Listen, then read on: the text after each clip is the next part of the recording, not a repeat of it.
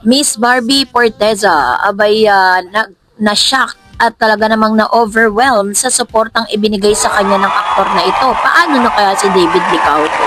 But before that, if you haven't subscribed yet to my YouTube channel, please don't forget to like, share, and subscribe at hit mo na rin ang bell for more updates.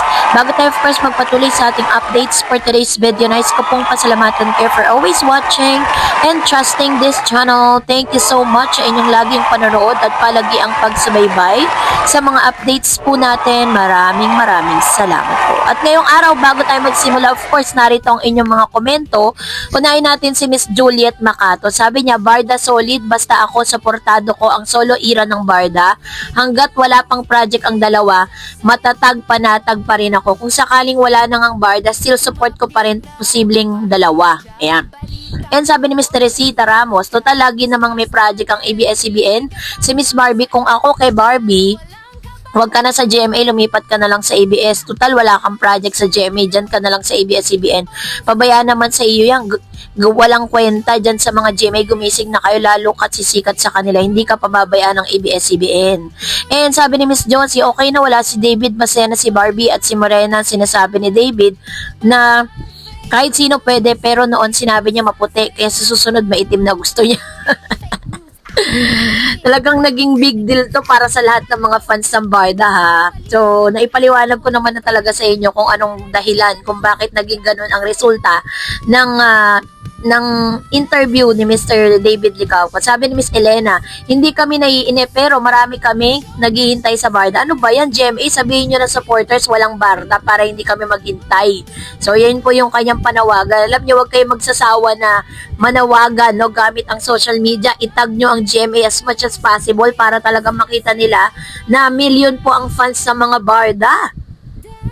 So, eto na, pag-usapan na natin ang ilan sa mga balita patungkol kay Miss Barbie Forteza kasi maingay pong pinag-uusapan ngayon, no? Kasi sa gabi ng Feb 20, 2026, naganap ang premiere ng pelikulang Until She Remembers, isang inaabangang pelikulang dinirect ng batikang film director na si Brillante Mendoza. Ang premiere ay puno ng glamour, emosyon at suporta ng mga kapwa-kapuso artist, particular na kina Barbie Forteza, Dingdong Dantes at Alden Richards. Lumabas sa coverage na labis ang pinakitang suporta ni Dingdong at Alden kay Barbie sa naturang premiere at hindi lamang sila basta dumalo, nagbigay sila ng kanilang taus-pusong papuri at mensahe para sa proyekto at sa kanyang performance. Ang pelikulang Until She Remembers ay tinuturing na maraming tao bilang isang mas malalim na pelikula at higit pa sa typical na mainstream romantic drama o comedy. Ang storya ay umiikot sa karakter ni Barbie bilang isang struggling 16-year-old high school student na nag-aaral ng iba't ibang anyo ng pag-ibig, partikular sa relasyon niya sa kanyang lola.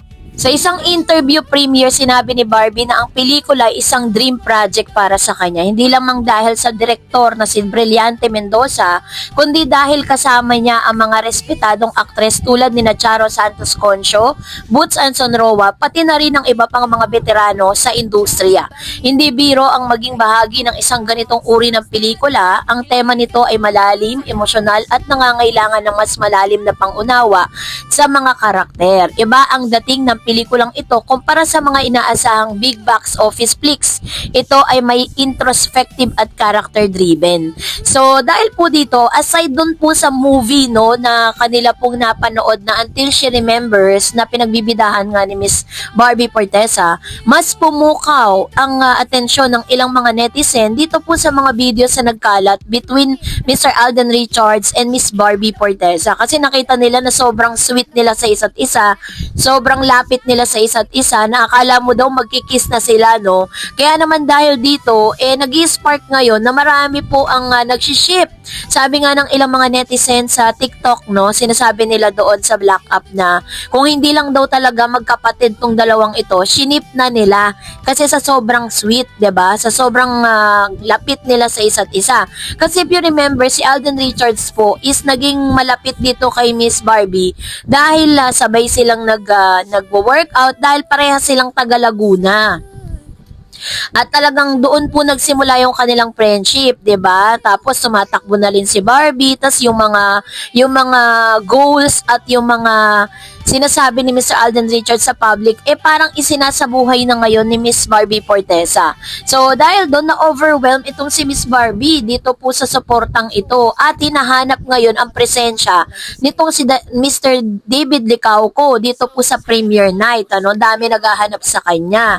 So syempre hindi rin po maiiwasan na magkaroon ng maraming reaksyon patungkol sa bagay na ito. Pero syempre, ang paalala po dito ni Barbie na mas mag-focus tayo dun po sa storya, dun po sa movie na ilalabas niya. Kasi panay nga ang sabi niya, napakalatin daw, ganyan.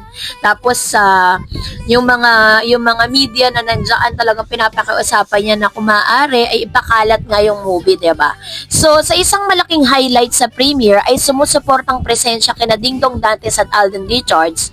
Si Ding Dong ay hindi lamang dumalo bilang isang kapwa-artista o kapuso. Siya ay nagbigay ng mga positive na words tungkol sa trabaho ni Barbie at ang kalidad ng kanyang acting performance. Ayon sa ulat, sinabi ni Ding Dong na personally I'm very happy for Barbie. Grabe, napakaswerte niya.